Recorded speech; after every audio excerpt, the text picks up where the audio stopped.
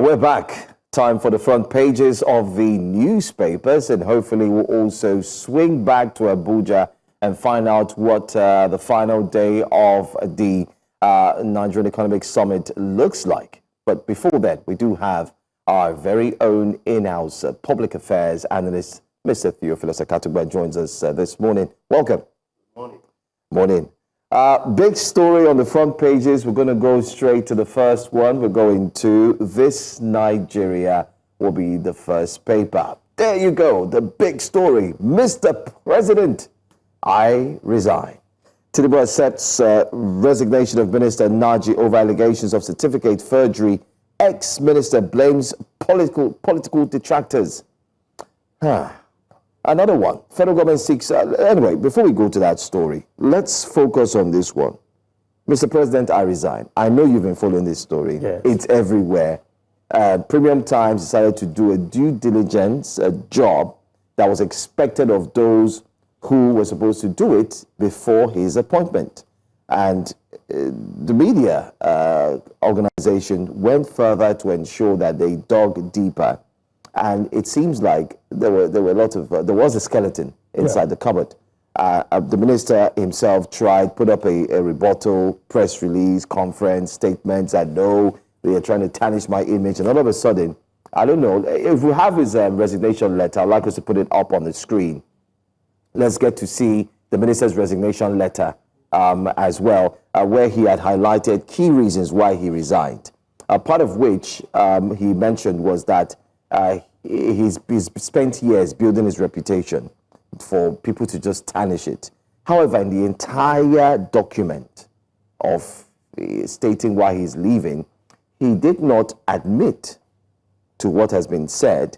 Secondly, he also did not apologize if it's actually true. But there you have it. It says, after deep reflection and consultation with family, associates, and well-meaning Nigerians, I have today tendered my resignation as the Honorable Minister of Innovation, Science and Technology to President Bola Ahmed Tinubu, GCFR. At the top there, he says, former Honorable Minister. He highlights the fact that he's now former. In other words, he's accepted it already, and he's not going back as it seems.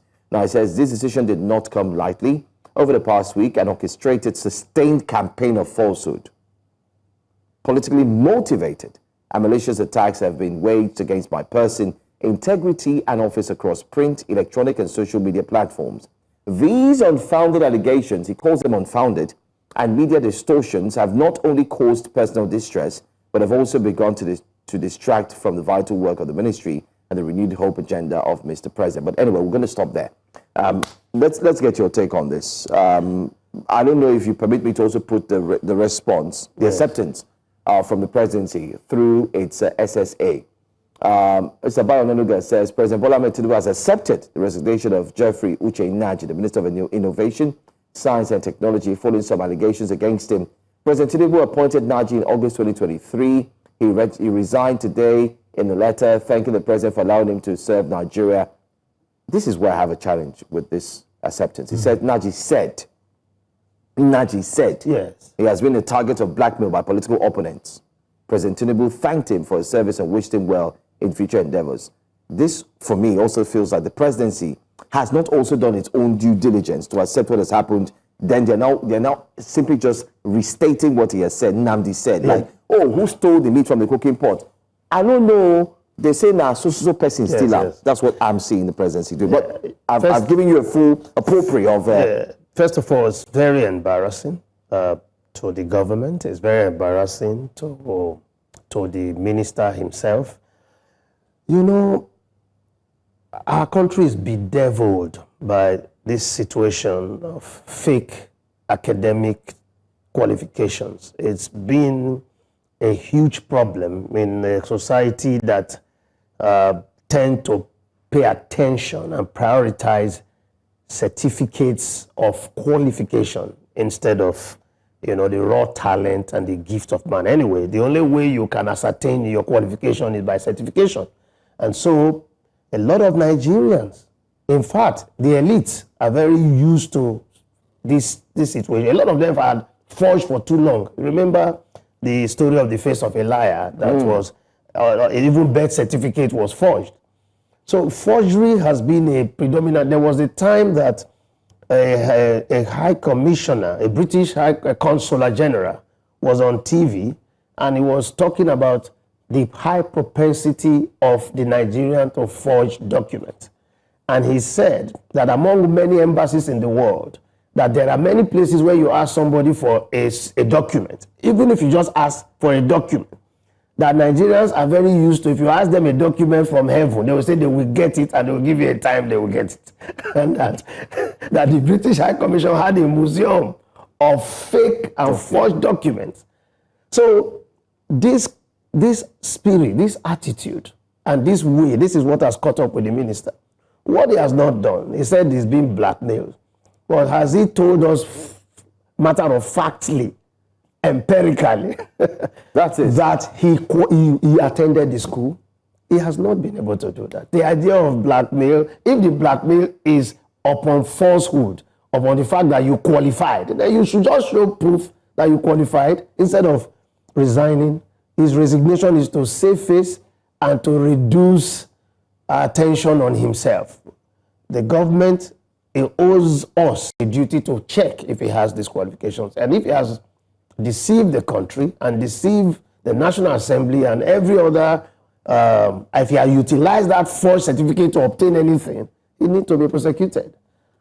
He should be prosecuted, because we can't allow this type of situation at that level to just slide. Very embarrassing and unfortunate. And this also goes as a warning to Nigerians who hold forged and fake certificates, because there are still many parading themselves around. Some have gained employment with fake and forged certificates. So it's a common practice, even in the civil service, everywhere. People forge their ages. People, fake age. Instead of people will tell you I have an official age and I have an unofficial. Many people carry passports that do not bear their. So people will say, "Oh, this is big thing." It cuts across. People forge even sick doctor's report. So forgery is like it's a norm. The norm. People forge everything. But don't people you have think sworn affidavit of age declaration. If you go and check the data, some people have about 5 different age declarations for different purposes. But don't you think that this in any way, or one way or the other, indicts the National Assembly, the Senate, also the security agencies, who ordinarily will carry out a check on every individual that's to be appointed by the federal government? Because if due diligence was done thoroughly, take a bow would not just be the only thing after they've asked few questions. Well, that is true. That's why you have the opposition. It is expected that if you have an opposition in the National Assembly, they should be the ones to ensure that they punch holes in some of these appointments. Because the government of the day will naturally want to shield, and if they have an idea, I know government will never appoint somebody with a suspicious qualification. Because the huge embarrassment that comes after it, you remember our former finance minister, I can't remember her name now, who had the NYSC saga. Yes, is it Kemi? Kemi Adeosun. Yeah, Adeosun. And so the government always want to tread cautiously, but even if they are complicit, and they did, the opposition should have been able to check everyone presented to them through their own structures and systems.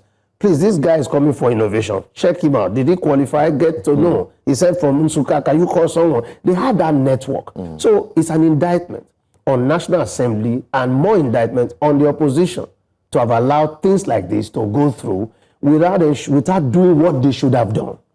And so there's too much patting on the back. Sometimes people even have the knowledge, but they keep pushing this situation forward until it becomes a big embarrassment. And that's what we are seeing now. Well, and he's even holding an office sign innovation. That is where you needed to see the response. We took some of the responses this morning, and Nigerians are bothered because this is somebody who is sitting on a platform that has to do with science. Innovation. And you cannot mix these two with forgery, because what it means is, and like I mentioned this morning while we're having our wake-up conversation, I said, having been a science student myself back in school, you know what science stands for. You cannot tweak it. You cannot forge it. Whatever you measure, the hypothesis, this is what it should be. you use it as a means to ensure that you're able to guide your results. So at the end of the day, there cannot be innovation on innovation. So very embarrassing. I do not have sympathy for anyone who is who has forged anything, even to the extent of age. Sometimes we trivialize these issues. If someone can tell you this is my age, he is likely to have very wrong diagnostics medically. So, and then nothing can be done to save him if there's a problem. Because, so people only tell doctors their real age, and behind the scene they have forged and falsified age declarations, results, including even primary school certificates. So it's a very big mess. You remember the issue of universities that were in Benin Republic, where a lot of Nigerians attended, where certificates are sold. Even in Nigeria, honorary degrees are being given by fake institutions. I mentioned this week that there's a popular place, Uluwole, where and they know it, and we loud it. We even talk about it with pride. With pride. Yes. And don't forget that you have other political personalities who have been through these same forgery instances or cases in the past. Very popular names as well, who have been fingered to have forged their documents here or there. But should we expect, finally, I mean, if you want to call in, please feel free. The phone lines are opened. Feel free to be part of this conversation. You can hit us up on the line there. It's right there on the screen. And my question is, should we be expecting a statement from the presidency? And because this is a crime, it's a crime. Yes. Should we expect a statement that would cover everything that the presidency thinks about the resignation, the issue, and then what will be meted to the former minister? Yeah, the presidency in terms of punishment, as much as possible. I suspect they will play very safe. They will not want to dabble into it. It is up to those who are accusing him to file a charge against him, and so that thorough investigation will be done. It's also up to the university. If they find out that he has presented a certificate that they did not issue, they also can go after him to have forged their certificate. So to that extent, the presidency will want to play safe and just wish him well. Anyway, let us know what you think very quickly. Talk to us and let's know if you believe that at this point the presidency should also put out a statement clearing its name, because at the end of the day, this was an appointee of this administration. And it also shows that possibly due diligence was not done 100%, because if due diligence was done, this would have been highlighted. But then again, like Theophilus has said, some of us, not all of us, some of us are very skilled when it comes to engaging in acts like this. But this Nigeria has a lot loaded. It's basically like it's picked the top stories, and I like what they've done on their front page. Let's look at this next one. Benin Palace rejects, I know this will be very interesting to you. Benin Palace rejects Iyaloja for Edo markets, warns against cultural imposition.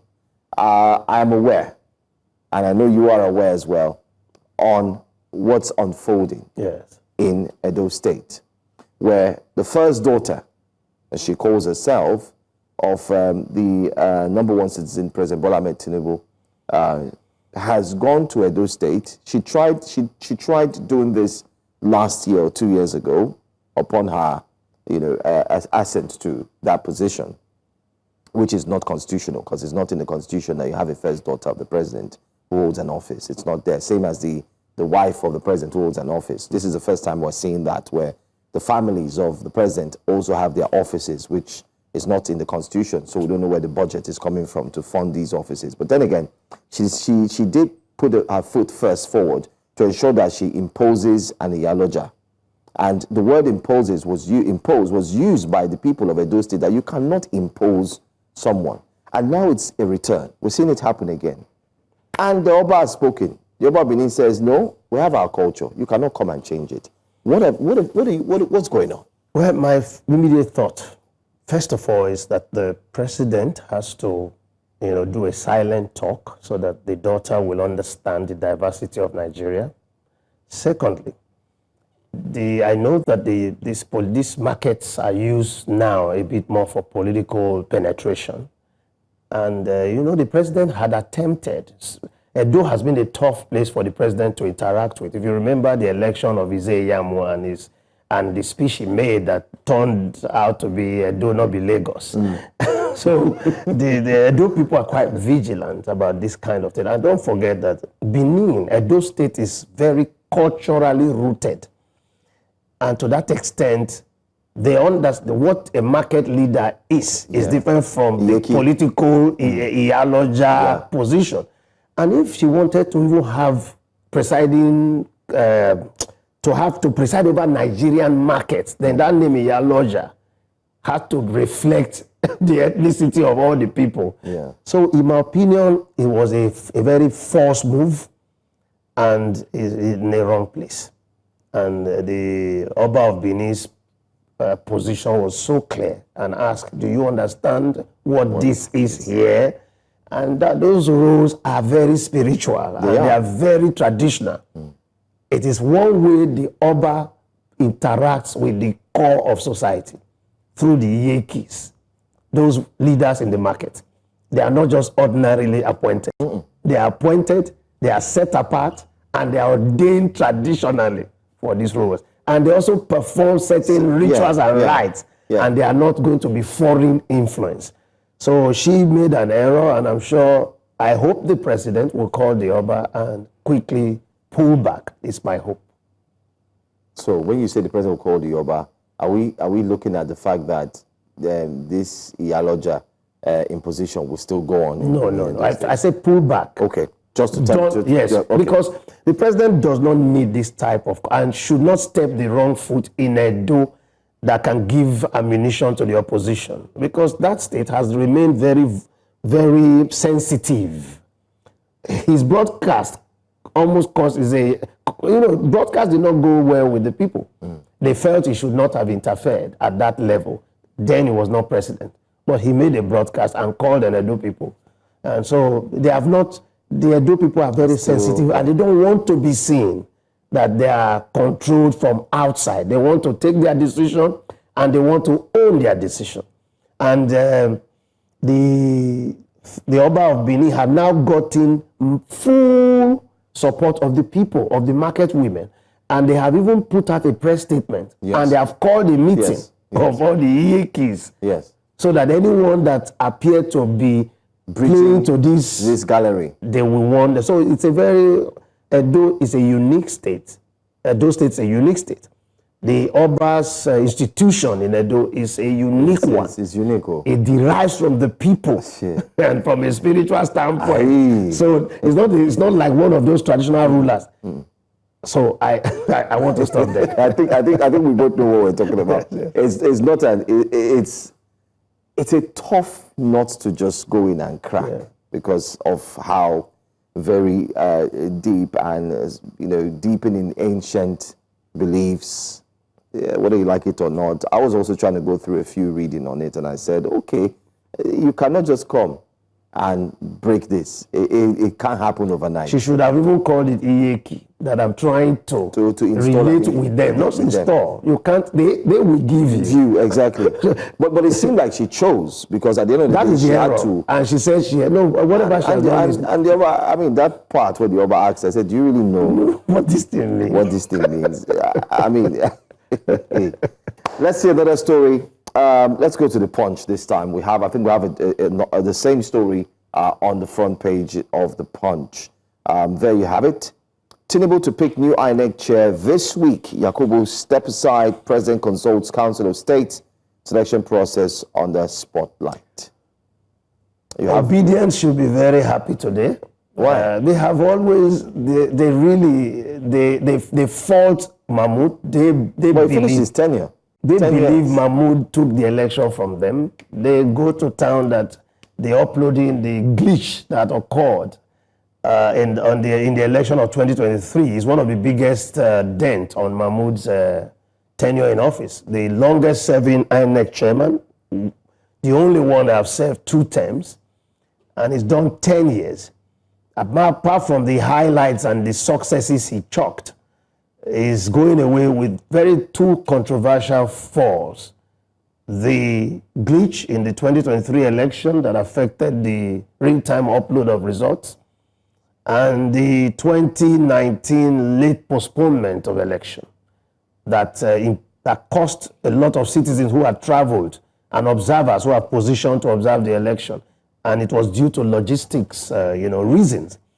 So Mahmoud is going to go away with these two dents, but even though the results were upheld by the courts, you can see that they keep those has been recurring decimals to try to invalidate President Tinubu's presidency, and so he is going away. He's done a lot of good work, and he was able to give us more than 53,000 new polling units that have expanded access, and then also made traveling to distances, overcrowding in polling. Sometime in the north, you see so many people in one place and they never cast their vote till 9 p.m. He was able to help do that. He also did continuous voters register, online registration, increasing access, and weeded out and tried to give us a very reliable voters register.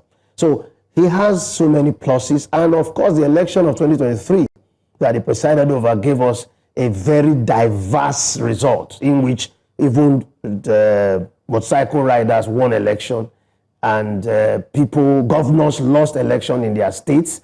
All that idea that the governor must always win. We saw defeats in Edo, we saw in Delta, and many other places where governors were roundly defeated and their own choice candidates lost. Yeah. So he must be given that credit to have presided over such an election with more diversified results that gave us a more colorful House of Assembly, a National Assembly.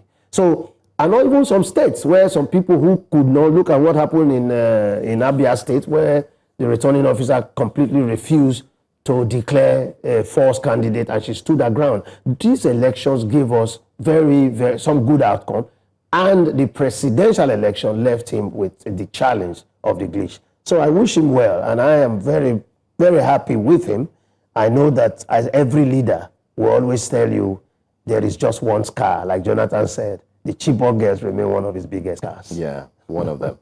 But we'll see how Nigerians react to this as time goes by. Yes. The big thing is about who's coming next. Who's coming? So who's coming? Some names are flying already. This is the big issue. And my hope is that President Tinubu will do the best and ensure that the person that he will choose will be widely accepted. Because we have a very polarized and sensitive electoral system. And you also have the human Nigerian and the defects of the Nigerian society. The issue of forgery and trying to get your way at all costs. For anyone to have forged, if anybody forged a certificate, he can do anything to gain office. Yeah. So the president, it's our prayer that he does and chooses someone that evoke confidence and trust, because that is one of the big issues the INEC is facing at the moment. Okay. Let's see another story you have on the front page of the Punch newspaper. This one says, police pensioners rally for protest after talks collapse. Pensioners are still crying. Yes, you see, I'm very... In a country where... well, it's painful that pensioners have to suffer. It's also painful that those who are now pensioners were one working in the system. I told one person that if you don't build the system, the same system will punish you. This is why those in office should do well to ensure that what the office is designed to do or to offer, the service, ensure it is delivered, so that when you are out of that office, you will not be consumed by the failures that you recorded. We are crying now when you have become a victim. I was in a police station and I was sitting in the DPO's office and we're having a conversation. And all of a sudden, a man walked in and the DPO and that man had a conversation. And what was the conversation? This man was protesting that the police had recovered money for him, and that the money they are taking from the recovered money was just excessive and unfair. So he was protesting. The DPO was looking at him. The DPO said, but that's what we agreed, that when we recover the money, we'll get this 10%. The man who was now protesting, standing before the DPO, was now shouting. All of a sudden, the DPO said, "Oga, I'm disappointed in you. Were you not in this my seat before?" He was a former DPO in the same place. The system has attacked him. Same system, same system. Say, but you have this what we do here, and you know it. How come now you are coming to protest because you're a family person? At that point, I said, you see, this is the doctrine. Whatever you are doing as a public office holder, that same office, that same system you did not correct, you'll be a victim of it when you go to the other side. So this is why the pensioners, now when they look back every day, what they wish is that documents and files should move faster. You don't hold down people's documents or people's files only because you want them to come and see you specially for the file to move to the next table. When you are doing that, you are destroying lives. Now they are on the other side. They feel so bad that someone who is supposed to sign something or improve their condition has not done so. Did they do that for other people while they were in office? Big question. Yeah. Big question. And we know that the answer is no.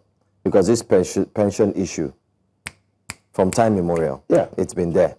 Let's move down to Daily Independent so that we can cover all the newspapers before we head on to Abuja and find out what's happening. Finally, minister accused of certificate forgery resigns. You have that at the top. They say finally.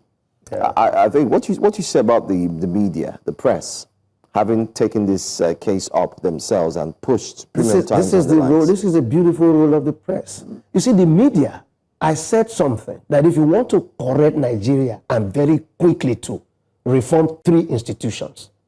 Reform the judiciary, reform the Nigerian police, and empower the media. You would have sorted Nigeria out. Let's go to another one. 98% of Nigerians will be exempted from pay in 2026. Oyedele says, despite rising FX inflows, debt payments squeezing fiscal space. As Tinubu seeks $2.3 billion external loan for budget deficit and others. Yes, naturally, like you know that all of these borrowings are already in the budget. So to continue to highlight them is just to create opportunity for the opposition to have a field day. So opposition will always lash on it. But if you check, they are not borrowing out of the framework that they already have. It is part of the fiscal and the budget granted to the president. We hear before that they will borrow 21 billion. It is within those frameworks that these borrowings are taking place. The truth is that the government feel happy, but the opposition says the government lies, and the government is just banditing figures that are propaganda. But figures don't lie, and economy will always disgrace you if you lie. So there was a video I saw of former Vice President Osinbajo criticizing a former government, either government or Jonathan, about the exchange rate. And at that time, during his government, exchange rate has gone to 700. So you can see that when you speak as a politician, please stay away from figures and the economy, because it will disgrace you if you don't understand the dynamics around economic figures. Even if it doesn't disgrace you, it will in a way put you at the forefront and make you look like at a certain point that you are equally confused. Absolutely. And I'll give you an example. During the campaigns in 2023, the current president had, in a way, threw a jab at Mr. Peter Gregory by laughing with his supporters at the back behind him. I also saw that video recently where he had said, "China statistics we go chop." So now, but now the president was reading out statistics, and the people on the other hand were saying, but you had told us when the statistics we go chop. Now we too go chop now, and no one. So I agree with you on that point. We look forward to connect with Abuja, but before then, let's look at another big story. It's been on the front pages back to back twice, yesterday and today. On the front page of Daily Independent, no going back on strike, ASU tells federal government on page 6. It seems like the ASU strike is going to be one that Nigerians must indeed learn how to deal with, because ASU is saying that this may end up being the mother of all strikes because they are indeed done and dusted. Well, I hope that they will be able to find a truce, because they have been quiet. They have been they've not been some strike in recent past. And if they are threatening, whatever the issues are, I hope that they nip these things in the bud, because right now, the attention to the educational sector, I was thinking, was going to lead to the university taking care of their own. I thought that's the move, why the government is asking them to charge the kind of fees that will sustain the management and the operation of the universities. Now, if that is what you are doing, I'm going to give my students or my children, I'm going to give them loans. I thought that's where we are going. And so if these are issues in the past or their immediate, the recent past, I want the government to avoid it at all costs and ensure that there is no strike. ASU too should be very innovative. I've always believed that the quality of a nation is to the extent of the quality of its educational institutions. And the ASU must be so innovative as the citadel of Nigerian learning and knowledge base. They should be able to give us alternatives to some of these issues instead of one way, the only way. If it is not this, then it is a strike. They are teaching courses on negotiation. They are teaching courses on different aspects of our society. I can't imagine that a university is still, unable to to construct roads within university. I believe universities should be able to, they should function as a nation within their campuses and find solutions to the myriad of problems that this nation is facing, including the ones they are facing, because they should be innovative. This is my call. Instead of strikes, damages our system, slows down the period that a young person or a student will graduate. It frustrates their course and plan of life. So just like Pengasan was prevailed upon to think of Nigeria, not only the interest of 800 persons. Even though they came back with a fight and said that that statement didn't go down well with them from the vice president. But let's head to where the economic matters are being discussed. The final day, NESG, Nigeria Economic Summit. Olive is live now to join us as she gives us the final feedback on what the final day looks like and what we are to expect. Olive, I can see behind you already set the final day, and a lot is lined up. Can you bring us up to speed what it is, what it would look like, and what we should expect? Thank you very much, Joe Hansen and Mr. Akatugba. Wonderful analysts there. We've been following up, and we certainly missed the Lagos studio. But we are coming to you live from day 3 of the Nigeria Economic Summit, and it's been quite a packed conversations, again, revolving around the central theme. Central theme being, of course, the reform initiative, moving Nigeria from where we are to where we ought to be in terms of building a prosperous and inclusive Nigeria by 2030. There have been keynote addresses and panel sessions. Today is the concluding part of NEST 31, and the conversations will be looking at unlocking the gateway to financial access between nations, looking at what the private sector's role is in catalyzing the continent's growth. There'll also be plenary looking at Pan-African expansion, gateways and barriers, which is of course a key and a critical conversation to have. What's been very exciting for me in this past 3 days would not just be the excellent conversations that have been had. I'm sure you can hear at the background they're starting this morning, so I'm going to have to wrap up shortly so I can join the main conference. But it's been an insightful conversation, and the one thing that is clear is that we're all geared towards looking forward to making Nigeria inclusive and prosperous by 2030, realizing that is not the sole responsibility of the government or the private sector, but a combined effort of all the parties involved. For us here on Breakfast Central, we're signing out. The next time you'll be seeing myself and Benga on TV, we'll be broadcasting live from our studios in Lagos. But over and out, I am Olive Emodi, and it's been an absolute delight bringing you updates from the Nigeria Economic Summit 2025. See you at 2026. Over to you, Joe. Thank you so much, Olive. Well said, well done. Let's see if the partnership between the government, private sector, and those who are looking forward to invest, in quotes, the investors and the guardians of the economy, will definitely pull this one off, ensuring that Nigeria gains and not lose. Thank you for all that you've done, yourself and Benga. Great coverage of the Nigeria Economic Summit for 2025.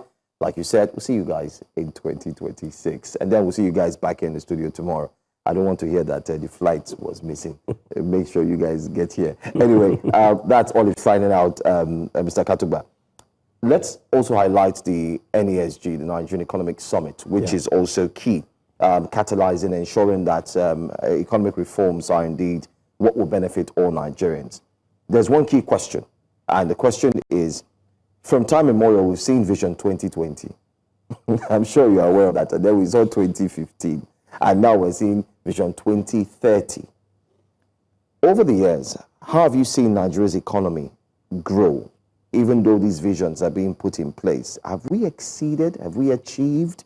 Can we really beat our chest and say we set a plan, a goal, and we got it, we harnessed, we achieved it? Or is it something that is far-fetched, much more like hard for us to reach?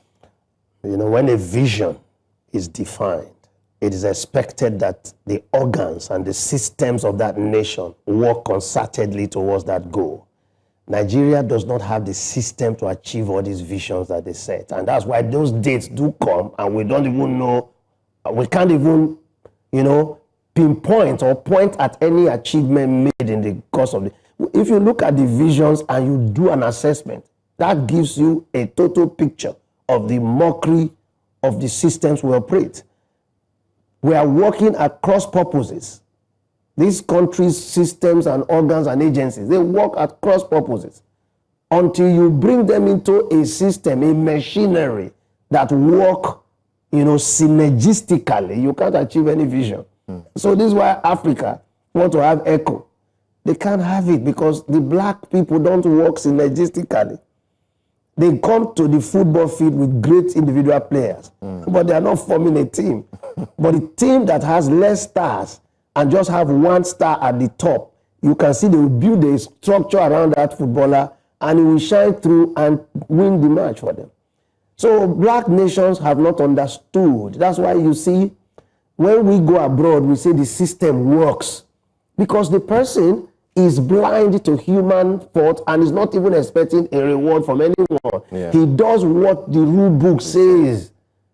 If everyone works like that, it becomes a harmonious functioning system. Nigeria is like a human being. If your heart is faulty, your veins that are transporting the blood, the kidneys and the organs are not functioning right, you will have a sick man. So the Nigerian nation is sick because his organs are not functioning the way they should. There's someone who woke up this morning, all he's looking for is that the office he occupies is to distort it for his own benefit. All right. So when you are doing that, you are talking of visions. That's why leaders create the vision, but it doesn't have the tools to achieve the vision. So those days, 2030 is 5 years' time. Yeah, so it's not far. If we don't get the engine to work synergistically, that vision will come again and we now move to 40, vision 4040.